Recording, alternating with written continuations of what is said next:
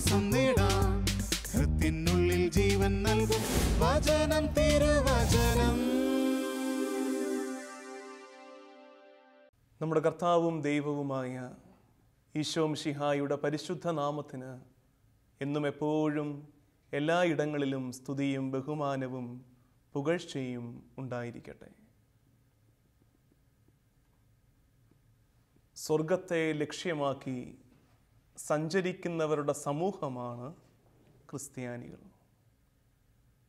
ഈ സഞ്ചാരത്തിൽ നമുക്ക് വഴികാട്ടികളാകുന്നവയാണ് ദൈവകൽപ്പനകൾ. സൈൻ ബോർഡുകളാണ് ദൈവകൽപ്പനകൾ. ദൈവകൽപ്പനകൾ 10 എന്നുള്ളത് നമ്മൾ കുഞ്ഞുനാൾ മുതൽ കൃത്യമായി പഠിച്ചവയാണ്. പുതിയ നിയമത്തിൽ ഈശോ തമ്പുരാൻ ആ ദൈവകൽപ്പനകളെ 2 കൽപ്പനകളായി ചുരുക്കുന്നുണ്ട്. മത്തായിയുടെ സുവിശേഷം 22-ാം അധ്യായം 34 മുതൽ 40 വരെയുള്ള വാക്യങ്ങളിൽ ഇന്ന് നമ്മുടെ ധ്യാന വിഷയം ഈ ഭാഗമാണ്. ദൈവകൽപ്പനകൾ 10 ഈശോ 2 കൽപ്പനകളായി ചുരുക്കിയപ്പോൾ ദൈവകൽപ്പനകളുടെ പ്രസക്തിയേറിയത്, ദൈവത്തോടും മനുഷ്യരോടും നമ്മൾ പുലർത്തേണ്ട ഹൃദ്യമായ ബന്ധത്തിൻ്റെ പാഠങ്ങൾ ഈശോ പഠിപ്പിച്ചത് നമുക്ക് ധ്യാനിക്കാം. മത്തായിയുടെ സുവിശേഷം 22-ാം അധ്യായം 34 മുതൽ 40 വരെയുള്ള വാക്യങ്ങൾ. യേശു സദുക്കായരെ വാക്കുമുട്ടിച്ചെന്ന് കേട്ടപ്പോൾ ഫരിസേയർ ഒന്നിച്ചുകൂടി. അവരിൽ ഒരു നിയമപണ്ഡിതൻ അവനെ പരീക്ഷിക്കാൻ ചോദിച്ചു, ഗുരോ, നിയമത്തിലെ അതിപ്രധാനമായ കൽപ്പന ഏതാണ്? അവൻ പറഞ്ഞു, നീ നിന്റെ ദൈവമായ കർത്താവിനെ പൂർണ്ണ ഹൃദയത്തോടും പൂർണ്ണ ആത്മാവോടും പൂർണ്ണ മനസ്സോടും കൂടെ സ്നേഹിക്കുക. ഇതാണ് പ്രധാനവും പ്രഥമവുമായ കൽപ്പന. 2-ാമത്തെ കൽപ്പനയും ഇതിന് തുല്യമാണ്. അതായത്, നിന്നെപ്പോലെ നിന്റെ അയൽക്കാരനെയും സ്നേഹിക്കുക. ഈ 2 കൽപ്പനകളിൽ സമസ്ത നിയമവും പ്രവാചകന്മാരും അധിഷ്ഠിതമായിരിക്കുന്നു. കർത്താവ് ഈശോ മിശിഹായിക്ക് സ്തുതി ഉണ്ടായിരിക്കട്ടെ. ഫരിസേയൻ്റെ ചോദ്യം, ഫരിസേയരിൽ പ്രധാനിയായ നിയമപണ്ഡിതൻ്റെ ചോദ്യം, ഏറ്റവും പ്രധാനപ്പെട്ട കൽപ്പന ഏതാണെന്ന് ഒന്നറിഞ്ഞാൽ കൊള്ളാം എന്നുള്ളതാണ്. ഒരേ സമയം അതൊരു ട്രാപ്പാണ്, ഒരു കെണിയാണ്, ഒപ്പം ഒരു ആകാംക്ഷയുടെ വിഷയം കൂടിയാണ്. ആ ചോദ്യത്തിന് പ്രസക്തി ഉണ്ടെന്ന് നമ്മൾ മനസ്സിലാക്കുന്നത് 600-ൽ പരം നിയമങ്ങളുണ്ടായിരുന്നു യഹൂദർക്ക്. ദൈവം കൊടുത്ത 10 കൽപ്പനകളെ വിപുലീകരിച്ച് 600-ൽ പരം നിയമങ്ങൾ. അപ്പോൾ സ്വാഭാവികമായും ചോദിച്ചു പോകും, ഇതിലേതാണ് പ്രധാനപ്പെട്ട നിയമം എന്നുള്ളത്. ഏതാണ് പ്രധാനപ്പെട്ടതെന്ന് അറിയുന്നത് എന്തുകൊണ്ടാണ്, എന്തിനു വേണ്ടിയിട്ടാണ്? പ്രധാനപ്പെട്ടത് ഏതാണെന്ന് അറിഞ്ഞാൽ അത്ര പ്രാധാന്യമില്ലാത്തത് ലംഘിച്ചാലും വലിയ കുഴപ്പമൊന്നും ഇല്ലല്ലോ എന്നൊരു നിഗൂഢ ഉദ്ദേശവും അതിനകത്തുണ്ടാകാം. ഇപ്പോഴും നമ്മളൊക്കെ അന്വേഷിക്കാറുണ്ട്. അങ്ങനെ അച്ഛന്മാരോടൊക്കെ ആൾക്കാർ ചോദിക്കാറുണ്ട്, അച്ഛാ, ലംഘിക്കാൻ പറ്റാത്ത കൽപ്പന ഏതൊക്കെയാണ്? അതറിഞ്ഞാൽ ലംഘിക്കാൻ പറ്റുന്നവയുടെ ഒരു ലിസ്റ്റ് ഉണ്ടാക്കി വെച്ചാൽ എളുപ്പമാണല്ലോ കാര്യങ്ങൾ എന്നുള്ളതാണ്. പക്ഷെ ഇങ്ങനത്തെ ഒരു ചിന്തയ്ക്ക് കൃത്യമുത്തരം യാക്കോബ് ശ്ലീഹ നൽകുന്നുണ്ട്. ഞാൻ അതിനെക്കുറിച്ച് വ്യാഖ്യാനിക്കാൻ ഒന്നും പോകുന്നില്ല. യാക്കോബ് ശ്ലീഹ പറഞ്ഞ ആ വാക്യം അത് മാത്രം അങ്ങ് വായിച്ചു കേൾപ്പിക്കാം. നിങ്ങൾ ആരെങ്കിലും അങ്ങനെ ധരിക്കുന്നവരാണെങ്കിൽ, അതായത് ചിലർ പറയുന്ന കേൾക്കാറുണ്ട്, ഞാൻ ബാക്കി എല്ലാ നിയമവും പാലിക്കുന്നുണ്ട്, ഈ ഒരു കാര്യം മാത്രമല്ല ഞാൻ ലംഘിക്കുന്നുള്ളൂ, അത് കുഴപ്പമില്ല എന്ന് പറയുന്നവരുണ്ട്. അത് 1-2 കൽപ്പനകൾ ഞാൻ അത്ര ഗൗരവമായിട്ട് എടുക്കുന്നില്ലെങ്കിലും ബാക്കിയൊക്കെ എന്നെപ്പോലെ പാലിക്കുന്ന ആരുമില്ല എന്ന് പറയുന്ന ആൾക്കാരും ഉണ്ട്. അവരോടൊക്കെയുള്ള ഉത്തരം യാക്കോബ് ശ്ലീഹയുടെ 2-ാം ലേഖനം 10-ാം വാക്യം.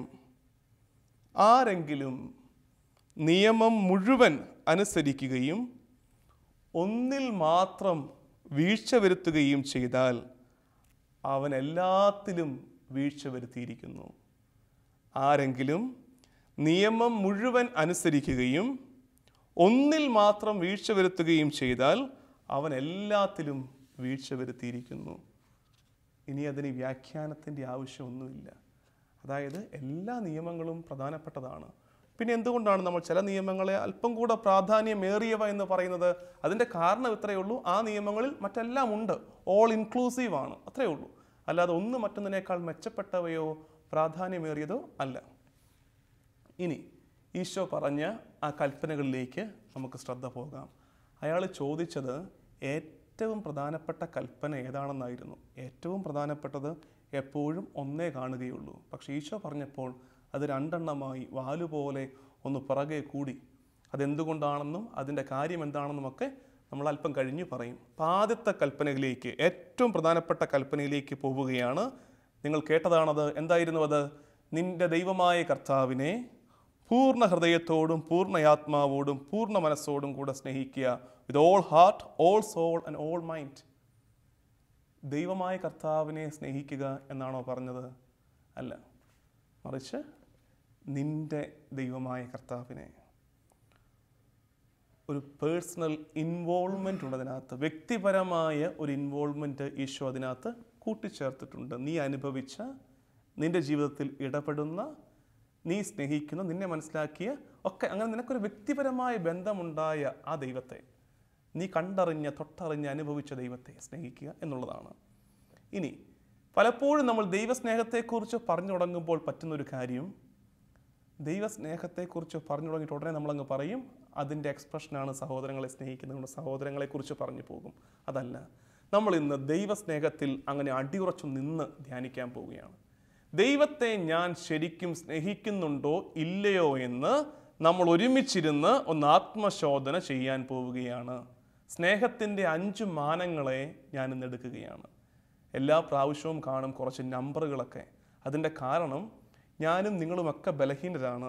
കേൾക്കുന്നതെല്ലാം ഓർമ്മയിൽ നിൽക്കണമെന്നോ പറയുന്നതെല്ലാം എൻ്റെ ഓർമ്മയിൽ നിൽക്കണമെന്നോ പോലും ഇല്ല. അത്രയധികം നമ്മളൊക്കെ സാധാരണക്കാരാണ്. അപ്പോൾ ഇതിന് കൃത്യം എണ്ണ വിട്ടൊക്കെ പറഞ്ഞാൽ പറയുന്ന എനിക്കും കേൾക്കുന്ന നിങ്ങൾക്കുമൊക്കെ അത് കൂടുതൽ മനസ്സിലാകും. അതിന് വേണ്ടിയിട്ടാണ് 5 ഫീച്ചേഴ്സ്, സ്നേഹത്തിൻ്റെ 5 ഫീച്ചേഴ്സ് വെച്ച് നമ്മൾ അസസ് ചെയ്യാൻ പോവുകയാണ്, നമ്മൾ വിലയിരുത്താൻ പോവുകയാണ്. Do I really love God? ദൈവത്തെ ഞാൻ ശരിക്കും സ്നേഹിക്കുന്നുണ്ടോ എന്ന് നമ്മളൊന്ന് ചോദിക്കാൻ പോവുകയാണ്. സ്നേഹത്തിൻ്റെ 5 പ്രത്യേകതകൾ വെച്ചുകൊണ്ട്. ഒന്നാമത്തെ പ്രത്യേകത, സ്നേഹത്തിൻ്റെ പ്രത്യേകത ഒരു ദൈവവുമായുള്ള ബന്ധത്തിൽ മാത്രമല്ല, ജീവിത പങ്കാളികൾ തമ്മിലുള്ള ബന്ധത്തിലും നിങ്ങൾക്ക് വശമുള്ള, നിങ്ങൾ പരിചയപ്പെട്ടിട്ടുള്ള സ്നേഹബന്ധങ്ങളിലൊക്കെ ഇത് നിങ്ങൾക്ക് ആരോപിക്കാവുന്നതാണ്, അങ്ങനെ ചിന്തിക്കാവുന്നതാണ്. ഒന്നാമത്തത്, ആദ്യത്തെ വാക്ക് കമ്മിറ്റ്മെൻറ്റ്. കമ്മിറ്റ്മെൻറ്റ് സ്നേഹത്തിൻ്റെ പ്രത്യേകതയാണ്. I commit myself. എന്നെ തന്നെ ഞാൻ പൂർണ്ണമായും അയാൾക്ക് കമ്മിറ്റ് ചെയ്യും, സമർപ്പിക്കും. ഭർത്താവ് ഭാര്യയ്ക്ക് പൂർണ്ണമായും കമ്മിറ്റ് ചെയ്യുകയാണ് വിവാഹദിനത്തിൽ, ഭാര്യ ഭർത്താവിനും. ദൈവത്തെ സ്നേഹിക്കുന്നുവെന്ന് പറയുന്ന ഒരാൾ ദൈവത്തിന് വേണ്ടി പൂർണ്ണമായും നമ്മളെ തന്നെ കമ്മിറ്റ് ചെയ്യണം. അങ്ങനെ കമ്മിറ്റ് ചെയ്ത് കഴിഞ്ഞാൽ പിന്നുള്ള പ്രത്യേകത എന്താണ്? ഭാര്യയ്ക്ക് വേണ്ടി തന്നെ കമ്മിറ്റ് ചെയ്തൊരു ഭർത്താവ് പിന്നെ വേറൊരു സ്ത്രീയുടെ പുറകെ പോകുമോ? പോയാൽ ആ കമ്മിറ്റ്മെൻറ്റ് അർത്ഥമില്ലാത്തതായി. അത് പ്രൂവ് ചെയ്യുന്നു എനിക്ക് ഭാര്യയോട് സ്നേഹമില്ല. അതുപോലെ തന്നെയാണ് ദൈവത്തിൻ്റെ കാര്യത്തിലും. ദൈവത്തെ സ്നേഹിക്കുന്നയാൾ ദൈവത്തോട് കമ്മിറ്റ്മെൻറ്റ് നടത്തണം. അത് സ്നേഹത്തിൻ്റെ പ്രത്യേകതയാണ്. ഒരിക്കൽ ദൈവത്തോട് കമ്മിറ്റ്മെൻറ്റ് നടത്തിയാൽ പിന്നെ ആ കമ്മിറ്റ്മെൻറ്റിൻ്റെ പുറത്തേക്ക് പോകരുത്. അത് ആരുടെ പിറകെയായാലും എന്തിൻ്റെ പിറകെയായാലും ദൈവത്തെ മറന്ന് പോകരുത്. എന്തു നേട്ടങ്ങൾക്ക് വേണ്ടിയിട്ടാണെങ്കിലും എന്താശ്വാസം തേടിയാണെങ്കിലും ദൈവത്തെ മറന്ന് മറ്റാരെയും മറ്റൊന്നിനെയും തേടിപ്പോകരുത്. ദൈവത്തിൽ അടിയുറച്ചു നിൽക്കണം. അപ്പോൾ ഒന്നാമത്തെ പ്രത്യേകത കമ്മിറ്റ്മെൻറ്റ്. ഞാൻ പറഞ്ഞു, ദൈവസ്നേഹത്തെ ഞാൻ ശരിക്കും ദൈവത്തെ സ്നേഹിക്കുന്നുണ്ടോ എന്ന് നമ്മളോട് തന്നെ നമ്മൾ ചോദിച്ചു മനസ്സിലാക്കുകയാണ് ഈ വാക്കുകൾ വെച്ചുകൊണ്ട്. ഒപ്പം തന്നെ ഇതിൻ്റെ ഇടയ്ക്ക് കൂടെ നിങ്ങളുടെ ദാമ്പത്യ ബന്ധത്തെയും ഒക്കെ ഒന്ന് അസസ് ചെയ്തു. ഈ കമ്മിറ്റ്മെൻ്റ് എന്നുള്ള വാക്ക് നിങ്ങളുടെ ജീവിതത്തിൽ എത്രമാത്രം ഉണ്ടെന്നൊക്കെ ഒന്ന് അസസ് ചെയ്തു. ഒന്നാമത്തെ വാക്ക് കമ്മിറ്റ്മെൻറ്റ്, പരസ്പരം കമ്മിറ്റ് ചെയ്യുക. രണ്ടാമത്തെ വാക്ക് ട്രസ്റ്റ്. ട്രസ്റ്റ്. എനിക്ക് ദൈവത്തിലൊരു ട്രസ്റ്റ് ഉണ്ടാകണം, ഒരു വിശ്വാസം ഉണ്ടാകണം. ഈ ട്രസ്റ്റ് എന്നുള്ള വാക്ക് മനസ്സിലാകണമെങ്കിൽ ഭാര്യ ഭർത്താക്കന്മാർക്ക് മനസ്സിലാകും. ഞാൻ ഒരിക്കൽ എൻ്റെ പള്ളിയിൽ ഇത് പറഞ്ഞപ്പോൾ ഞാൻ ചോദിച്ചതാണ്. ഈ ട്രസ്റ്റ് എന്നുള്ള കാര്യം പറഞ്ഞപ്പോൾ ഭർത്താക്കന്മാരോട് ചോദിച്ചു, ഭാര്യമാരോട് ചോദിച്ചു, ഭാര്യമാരെ നിങ്ങൾ എന്തുറപ്പിച്ചാണ് രാത്രിയിൽ ഈ മനുഷ്യരുടെ കൂടെ കിടന്നുറങ്ങുന്നത്?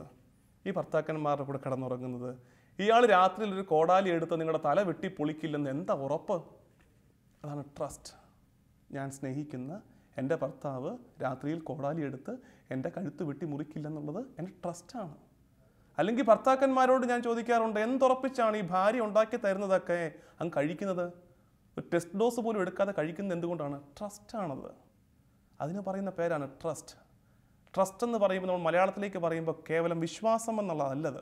നമ്മൾ പറയുന്ന വിശ്വാസം അല്ലത്, മറിച്ച് എന്താണ് ട്രസ്റ്റ് എന്ന് പറയുമ്പോൾ?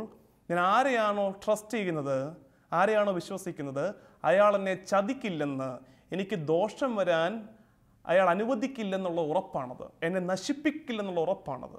ഇപ്പോൾ ദൈവസ്നേഹത്തിൻ്റെ രണ്ടാമത്തെ മാനമാണ് ട്രസ്റ്റ്. ഒന്നാമത്തത് കമ്മിറ്റ്മെൻറ്റ്, ദൈവത്തിന് വേണ്ടി പൂർണ്ണമായും എന്നെ തന്നെ സമർപ്പിക്കുക. ആ സമർപ്പണം നടത്തിക്കഴിഞ്ഞാൽ പിന്നെ അതിന് പുറത്തേക്ക് പോകുന്ന കാര്യം ചിന്തിക്കരുത്. രണ്ടാമത്തത് ട്രസ്റ്റ്. എന്താണ് ട്രസ്റ്റ് എന്ന് ഞാൻ പറഞ്ഞു? ഞാൻ സ്നേഹിക്കുന്നയാൾ എനിക്ക് ദോഷം വരാൻ അനുവദിക്കുകയില്ലെന്നുള്ള എൻ്റെ ഉറപ്പാണത്. ഞാൻ സ്നേഹിക്കുന്നയാൾ എന്നെ നശിപ്പിക്കാൻ വിട്ടുകൊടുക്കുകയില്ല, നാശത്തിന് വിട്ടുകൊടുക്കുകയില്ലെന്നുള്ള എൻ്റെ ഉറപ്പാണത്. അങ്ങനെ വരുമ്പോൾ ഈ ദൈവസ്നേഹത്തിലാണ് ഞാൻ നിൽക്കുന്നതെങ്കിൽ രോഗം വന്നാൽ ഞാൻ പേടിക്കുമോ? ഇല്ല. കാരണം ഞാൻ സ്നേഹിക്കുന്ന ദൈവത്തിൽ ഞാൻ ട്രസ്റ്റ് ചെയ്യുന്നു. അവൻ എന്നെ നശിക്കാൻ വിട്ടുകൊടുക്കുകയില്ല. സാമ്പത്തിക തകർച്ച വന്നാൽ ഞാൻ പരിഭ്രമിക്കുമോ? ഇല്ല. കാരണം ഐ ട്രസ്റ്റ് മൈ ഗോഡ്.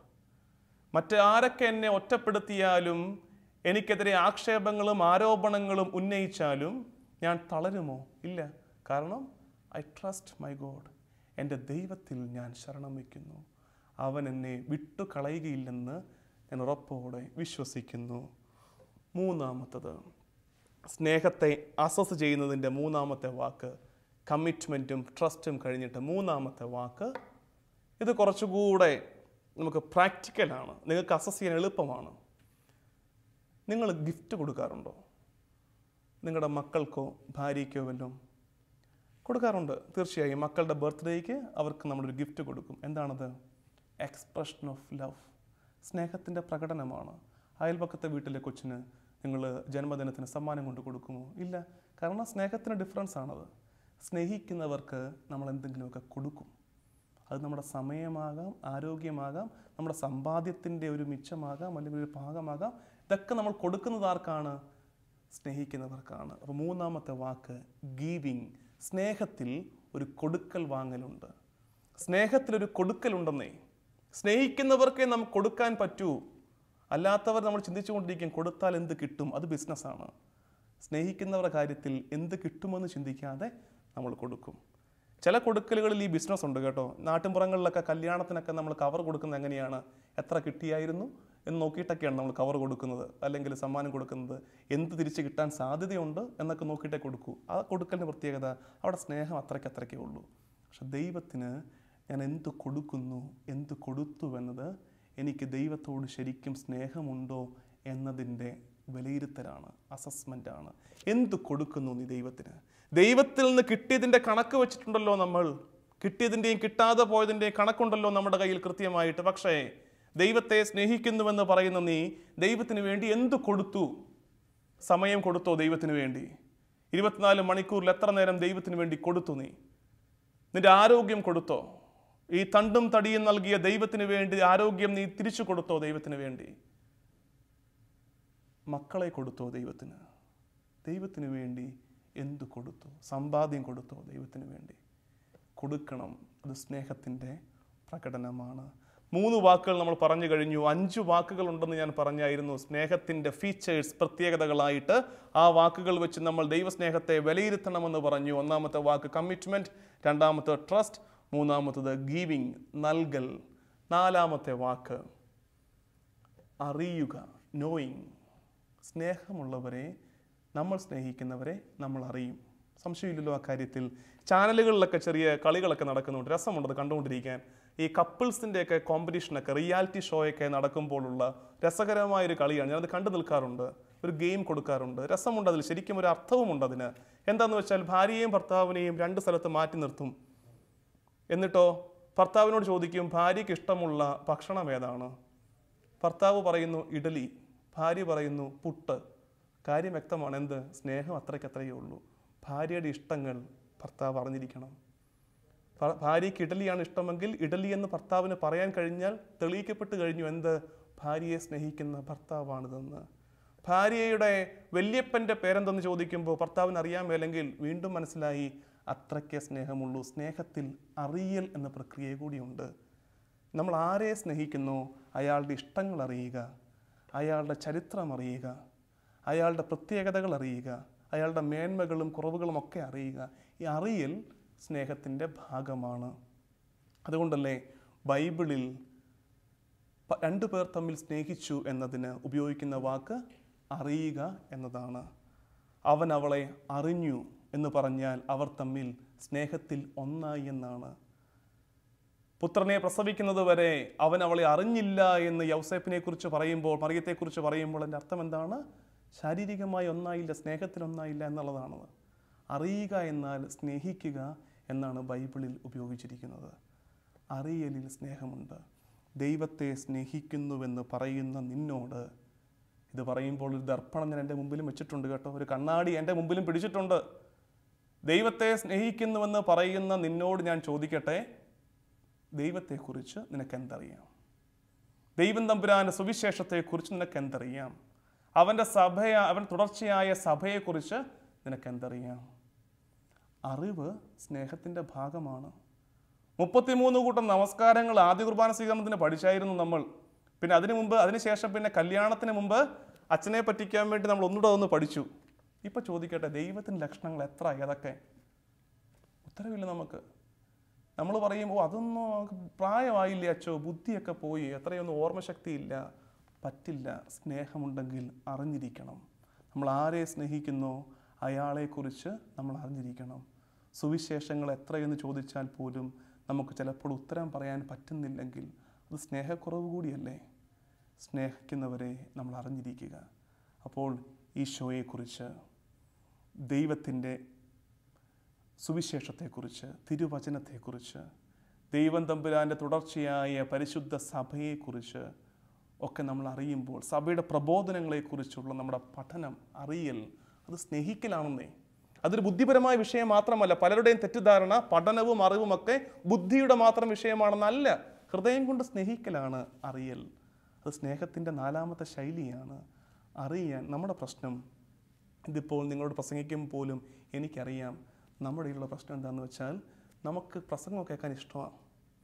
സുവിശേഷ പ്രഘോഷണങ്ങളൊക്കെ കേട്ട് നമ്മൾ വളരെ സന്തോഷത്തോടെ കൈയടിച്ചൊക്കെ പോകും. പക്ഷേ കാര്യങ്ങൾ പഠിക്കാനുള്ള മനസ്സ് നമുക്കില്ല. ആത്മാർത്ഥതയോടെ ഇരുന്ന് അറിഞ്ഞ് പഠിക്കാനുള്ള മനസ്സ് നമുക്കില്ല. സ്നേഹമുണ്ടെങ്കിൽ അതിന് കഴിയും. അതുകൊണ്ട് ദൈവസ്നേഹത്തിൻ്റെ അളവുകോലാണ് നിനക്ക് ദൈവത്തെക്കുറിച്ച് എന്തറിയാം എന്ന ചോദ്യവും. 4 അളവുകോലുകൾ കഴിഞ്ഞു. 5ാമത്തത് ഒരുപക്ഷെ ഈ പറഞ്ഞതിനെയൊക്കെ ഫുൾഫില്ല് ചെയ്യുന്നതാണ്. 5ാമത്തത് അതെന്താണ്? കമ്മ്യൂണിക്കേഷൻ. സംവേദനം നടത്തിക്കൊണ്ടിരിക്കണം ദൈവവുമായിട്ട്. നമ്മൾ ആരെയെങ്കിലും സ്നേഹിക്കുന്നുണ്ടെങ്കിൽ എപ്പോഴും അവരെ വിളിച്ചുകൊണ്ടിരിക്കില്ലേ? ഈ പ്രണയിക്കുന്ന കുട്ടികൾക്കൊക്കെ അറിയാം, യുവാക്കൾക്കും യുവതികൾക്കുമൊക്കെ ദിവസം എത്ര നേരമാണ് ഫോൺ ചെയ്യുന്നത്, എത്ര മെസ്സേജ് അങ്ങോട്ടും ഇങ്ങോട്ടും അയക്കുന്നത്. ഇത് കണ്ടിട്ട് കാരണവന്മാർ ചോദിക്കും, ഇവർക്ക് എന്താ ഇതിന് മാത്രം സംസാരിക്കാനുള്ളത്, എന്താ ഇതിന് മാത്രം മെസ്സേജ് അയക്കാനുള്ളത് എന്ന് ചോദിക്കും. പക്ഷെ അവർക്കറിയാം പറഞ്ഞിട്ടും തീരുന്നില്ല. കാരണം എന്താ? We are in deep love. സ്നേഹത്തിൽ നിൽക്കുന്ന ആൾക്കാർക്ക് ഒരുപാട് അങ്ങോട്ടും ഇങ്ങോട്ടും സംസാരിക്കാനുണ്ട്. ദൈവത്തെ നീ സ്നേഹിക്കുന്നുണ്ടെന്ന് പറയുന്നുണ്ടെങ്കിൽ ഒരു ചോദ്യം അതിൻ്റെ പിന്നാലെ വരുന്നുണ്ട്. എപ്പോഴാണ് നീ ദൈവത്തോട് സംസാരിക്കുന്നത്? കമ്മ്യൂണിക്കേറ്റ് ചെയ്യുന്നത് എപ്പോഴാണ്? കുഞ്ഞുനാൾ മുതൽ നമ്മൾ പഠിച്ചിട്ടുണ്ട്, ദൈവത്തോടുള്ള സംസാരമാണ് പ്രാർത്ഥന. വേദപാഠ ക്ലാസ് കൊണ്ട് പഠിച്ച പാഠമാണത്. ദൈവത്തോടുള്ള സംസാരമാണ് പ്രാർത്ഥന. അപ്പോൾ ലളിതമാണ് ചോദ്യം, എത്ര നേരം പ്രാർത്ഥനയ്ക്ക് വേണ്ടി മാറ്റിവെക്കുന്നുണ്ട്? പ്രാർത്ഥിക്കാൻ സമയം കണ്ടെത്തുന്നുണ്ടോ? ദൈവവുമായി ബന്ധത്തിലേർപ്പെടുന്നുണ്ടോ? ഈ കാലത്തിൻ്റെ ഒരു പ്രത്യേകതയുണ്ട്, ഒരു സെക്കുലറൈസേഷൻ ഓഫ് പ്രയർ. പ്രാർത്ഥനയെ നമ്മളങ്ങ് സെക്കുലറൈസ് ചെയ്ത് കളയും. അതിൻ്റെ ഒരു ആർഗ്യുമെൻ്റ് ഉണ്ട്. അതായത് നമ്മൾ പറയുന്ന ഡയലോഗ് ഇങ്ങനെയാണ്, എല്ലാം പ്രാർത്ഥനയല്ലേ അച്ചോ, എല്ലാം പ്രാർത്ഥനയല്ലേ, ഞാൻ ഈ പകൽ മുഴുവൻ കിടന്ന് കഷ്ടപ്പെടുന്നതൊക്കെ പ്രാർത്ഥനയല്ലേ, പ്രാർത്ഥിച്ചുകൊണ്ടല്ലേ ഞാൻ ചെയ്യുന്നത്. പള്ളിയിലൊക്കെ പോകേണ്ടതിൻ്റെ കാരണം എന്താ? അതിൻ്റെ ആവശ്യം എന്താണ്? എല്ലായിടവും ദൈവത്തിൻ്റെ സ്ഥലമല്ലേ, ദൈവത്തിൻ്റെ ആലയമല്ലേ. അപ്പോൾ അതെല്ലാം പ്രാർത്ഥനയ്ക്കുള്ള സ്ഥലമല്ലേ എന്നൊക്കെ പറഞ്ഞ് പ്രാർത്ഥനയെ സെക്യുലറൈസ് ചെയ്യുന്നതിൻ്റെ ഒരു പുതിയ ട്രെൻഡ് കണ്ടുവരുന്നുണ്ട്. പക്ഷെ ഓർത്തു വെച്ചു, പ്രാർത്ഥനയ്ക്ക് ഒരു സെപ്പറേറ്റഡ് സ്പേസ് ആൻഡ് ടൈം വേണം. പ്രാർത്ഥനയ്ക്ക് ഒരു സെപ്പറേറ്റഡ് സ്പേസ് ആൻഡ് ടൈം വേണം. അതുകൊണ്ടല്ലേ ഈശോ പ്രാർത്ഥനയ്ക്ക് വേണ്ടി ഒരു സ്ഥലം മാറ്റിവെച്ചത്. അവൻ അതിരാവിലെ എഴുന്നേറ്റ് മലയിലേക്ക് പോയി. പ്രാർത്ഥനയ്ക്ക് വേണ്ടി സെപ്പറേറ്റഡ് സ്പേസും ടൈമും. സെപ്പറേറ്റഡ് സ്പേസാണ് മല, ടൈമാണ് അതിരാവിലെ എഴുന്നേറ്റ് പോയി. ഈശോയോളം പകലിൽ നന്മകൾ ചെയ്ത വേറെ ആരുമില്ലല്ലോ. അതവന് പ്രാർത്ഥനയാണെന്ന് പറയാമായിരുന്നല്ലോ. അല്ല, ദൈവവുമായി നിരന്തര സംവേദനം നടത്തണമായിരുന്നു. അവന് സ്നേഹബന്ധത്തിലേർപ്പെടണമായിരുന്നു. അപ്പോൾ ദൈവത്തെ സ്നേഹിക്കുന്നുണ്ടോ എന്നതിൻ്റെ മാനദണ്ഡം നമ്മൾ 5 കാര്യങ്ങൾ വെച്ചുകൊണ്ട് അളക്കുകയാണ്. എന്തൊക്കെയാണത്? ഒന്നാമത്തത് commitment. Am I really committed to my God? ദൈവത്തോട് ഞാൻ പൂർണ്ണമായും എന്നെ തന്നെ കമ്മിറ്റ് ചെയ്തിട്ടുണ്ടോ? 2, ട്രസ്റ്റ് ഉണ്ടോ? ദൈവത്തിൽ ഞാൻ പൂർണ്ണമായും ശരണപ്പെട്ടിട്ടുണ്ടോ? മൂന്നാമത്തെ വാക്ക് ഗിവിങ്. എന്തു കൊടുത്തു ഞാൻ ദൈവത്തിനെ? സ്നേഹിക്കുന്നവർക്കായി ഞാൻ എല്ലാം കൊടുക്കണം, വിട്ടുകൊടുക്കണം. 4ാമത്തെ വാക്ക് നോയിങ്. എന്തറിയാം എനിക്ക് ദൈവത്തെക്കുറിച്ച്? 5ാമത്തെ വാക്ക് കമ്മ്യൂണിക്കേഷൻ. ദൈവവുമായി ഞാൻ സംവേദനത്തിൽ ഏർപ്പെടുന്നുണ്ടോ? ഇത്രയും പറഞ്ഞിട്ടാണ് ഈശോ പറയുന്നത് നിന്നെപ്പോലെ നിൻ്റെ അയൽക്കാരനെ സ്നേഹിക്കാൻ. ഇത് ചോദിക്കാതെ പറഞ്ഞതാണ്, ബോണസായിട്ട് കിട്ടിയതാണ് 2ാമത്തെ കൽപ്പന, നിന്നെപ്പോലെ നിൻ്റെ അയൽക്കാരനെ സ്നേഹിക്കാൻ. കാരണം ഈ ദൈവത്തോടുള്ള നിൻ്റെ ബന്ധത്തിൻ്റെ ഈ 5 മാനങ്ങളിലൂടെ നീ വെളിപ്പെടുത്തുന്ന ദൈവസ്നേഹ ബന്ധത്തിൻ്റെ ഒരു മാനിഫെസ്റ്റേഷൻ, ഭൂമിയിലുള്ള ഒരു വെളിപ്പെടുത്തലാണ് സഹോദര സ്നേഹം. നിന്നെപ്പോലെ നിൻ്റെ അയൽക്കാരനെ സ്നേഹിക്കാൻ പറയുമ്പോൾ ആ സെൻറ്റൻസിൽ വേറൊരു കെണി കിടപ്പുണ്ട്. എന്താണെന്നറിയാമോ? നിന്നെപ്പോലെ അയൽക്കാരനെ സ്നേഹിക്കാൻ പറയുമ്പോൾ നമ്മൾ പറയും ഞങ്ങളെ തന്നെ സ്നേഹിച്ച് തീരുന്നില്ല, പിന്നെ ഞങ്ങൾ എങ്ങനെയാണ് അവരനെ സ്നേഹിക്കുന്നത്? ശരിയാണ്, നമ്മളെ സ്നേഹിക്കുന്ന രീതിയുടെ പ്രശ്നമാണത്. നമ്മളെ സ്നേഹിക്കുന്ന രീതി എങ്ങനെയാണ്? എനിക്കെല്ലാ ശ്രദ്ധയും കിട്ടണം, വേറെ ആരും ശ്രദ്ധിക്കപ്പെടാൻ പാടില്ല, എൻ്റെ വ്യൂസ്, എൻ്റെ ആശയങ്ങൾ എല്ലായിടത്തും നടപ്പിലാക്കപ്പെടണം, മറ്റാരുടെയും ആശയങ്ങൾ ഉയർന്നു വരാൻ പാടില്ല. അങ്ങനെയാണ് നമ്മളെ സ്നേഹിക്കുന്നതെങ്കിൽ നമുക്കൊരിക്കലും അതിൻ്റെ കണ്ടിന്യൂഷനായിട്ട് വേറെ ആരെയും സ്നേഹിക്കാൻ പറ്റില്ല. നമ്മളെ സ്നേഹിക്കേണ്ടത് എങ്ങനെയാണെന്ന് ഒരു 3 സ്റ്റെപ്പ് വേഗം പറയാം ഞാൻ. അത് മറ്റുള്ളവരിൽ നമുക്കത് അങ്ങോട്ട് വളർത്താൻ പറ്റും. 3 കാര്യങ്ങൾ മാത്രം മതി നമ്മളെ സ്നേഹിക്കുന്നതിൻ്റെ കാരണങ്ങൾ. ഞാൻ എന്നെ സ്നേഹിക്കുന്നതിൻ്റെ കാരണം എൻ്റെ സൗന്ദര്യമോ എൻ്റെ കഴിവുകളോ എൻ്റെ മറ്റെന്തെങ്കിലും പേരും പെരുമയോ മേന്മയോ ഒന്നുമല്ല എന്നെ സ്നേഹിക്കുന്നതിൻ്റെ കാരണങ്ങൾ. എന്നെ സ്നേഹിക്കുന്നതിന് ഞാൻ കണ്ടെത്തേണ്ട, തിരിച്ചറിയേണ്ട 3 കാരണങ്ങൾ ലളിതമാണ്. ഓർത്തു വെച്ചുകൊള്ളുക. ഞാൻ കൊള്ളില്ലെന്ന്, എന്നെ കൊണ്ടൊന്നിനും കഴിവില്ലെന്ന്, ഞാൻ സ്നേഹയോഗ്യനല്ലെന്ന് തോന്നുന്നവരൊക്കെ ഇത് മനസ്സിൽ പതിപ്പിച്ചിടുക. 1ാമത്തെ കാര്യം, എന്നെ സ്നേഹിക്കുന്നതിൻ്റെ 1ാമത്തെ കാരണം, ഞാൻ ദൈവത്തിൻ്റെ സൃഷ്ടിയാണ്. അത്രയും മതിയല്ലോ. എന്നെ സൃഷ്ടിച്ചത് ദൈവമാണ്. I am a creation of God. ഞാൻ ദൈവത്തിൻ്റെ സൃഷ്ടിയാണ്. 2ാമത്തെ കാര്യം, I am an object of love of God. ദൈവസ്നേഹത്തിൻ്റെ പാത്രമാണ് ഞാൻ. അതായത് ദൈവം എന്നെ സ്നേഹിക്കുന്നു. മനോഹരമാണ്. ഈ ചിന്തകൾ മാത്രം മതി കഥ കടച്ചിരുന്ന് കണ്ണടച്ച് കൈകൂപ്പി ദൈവത്തിൻ്റെ സ്നേഹത്തിന് മുമ്പിൽ തലകുനിച്ച് നിൽക്കാൻ. 1, ഞാൻ ദൈവത്തിൻ്റെ സൃഷ്ടിയാണ്. 2, ദൈവം എന്നെ സ്നേഹിക്കുന്നു. 3ാമത്തത്, ദൈവം നൽകിയ കഴിവുകളുടെ കാര്യസ്ഥനാണ് ഞാൻ. അതായത് ഞാൻ അഹങ്കരിക്കാൻ സാധ്യതയുള്ള എല്ലാ കാര്യങ്ങളെയും ഇതിനകത്ത് കൊണ്ടുവന്നു. ദൈവം നൽകിയ കഴിവുകളുടെ കാര്യസ്ഥനാണ് ഞാൻ. ഇങ്ങനെയാകുമ്പോൾ ഈ 3 മാനദണ്ഡം വെച്ച് മറ്റുള്ളവരെയും സഹോദരങ്ങളെയും നമുക്ക് സ്നേഹിക്കാൻ പറ്റും. എങ്ങനെ? അവരും ദൈവത്തിൻ്റെ സൃഷ്ടികളാണ്, അവരും ദൈവത്തിൻ്റെ സ്നേഹത്തിൻ്റെ പാത്രങ്ങളാണ്, അവരും ദൈവം നൽകിയ കഴിവുകളുടെ പാത്രങ്ങളാണ്. അവരെയും സ്നേഹിക്കാൻ നമുക്ക്. അങ്ങനെ ദൈവസ്നേഹത്തിൻ്റെയും സഹോദര സ്നേഹത്തിൻ്റെയും തിരികൾ കത്തിച്ചു വെക്കാൻ നമുക്ക് ഇരുവശവും ഈ അളവുകോലുകൾ ജീവിതത്തിൽ നമുക്ക് പ്രായോഗികമാക്കാം. 5 കാര്യങ്ങളാണ് അച്ഛൻ പറഞ്ഞത്. 5 കാര്യങ്ങൾ ഒരിക്കൽ കൂടി പറയുകയാണ്. എന്തിനാന്ന് വെച്ചാൽ ഇത് കഴിയുമ്പോൾ TV ഒക്കെ ഓഫാക്കി വീട്ടിൽ നിന്ന് സംസാരിക്കണം ഈ 5 കാര്യങ്ങളെക്കുറിച്ച്. 1ാമത്തത് കമ്മിറ്റ്മെൻറ്റ്, 2ാമത്തത് ട്രസ്റ്റ്, 3ാമത്തത് ഗീവിങ്, നൽകൽ, 4ാമത്തത് നോവിങ്, അറിയൽ, 5ാമത്തത് കമ്മ്യൂണിക്കേഷൻ. പിന്നെ നമ്മളെ തന്നെ സ്നേഹിക്കാനുള്ള 3 കാര്യങ്ങൾ. 1, I M A creation of God. ഞാൻ ദൈവത്തിൻ്റെ സൃഷ്ടിയാണ്. 2, ഞാൻ ദൈവത്താൽ സ്നേഹിക്കപ്പെടുന്നവനാണ്. 3, ദൈവം നൽകിയ കഴിവുകളുടെ സൂക്ഷിപ്പുകാരനാണ് ഞാൻ. അങ്ങനെ വരുമ്പോൾ ദൈവത്തെയും സഹോദരങ്ങളെയും സ്നേഹിക്കാൻ നമുക്ക് പറ്റും. കുരിശ് പോലെ ഒരു ആത്മീയത. ഭൂമിയിൽ ഉറച്ചു നിന്ന് ഒരഗ്രം സ്വർഗത്തിലേക്കും 2 അഗ്രങ്ങൾ സഹോദരങ്ങളിലേക്കും നമുക്ക് വളർത്താൻ കഴിയും. ആമേൻ.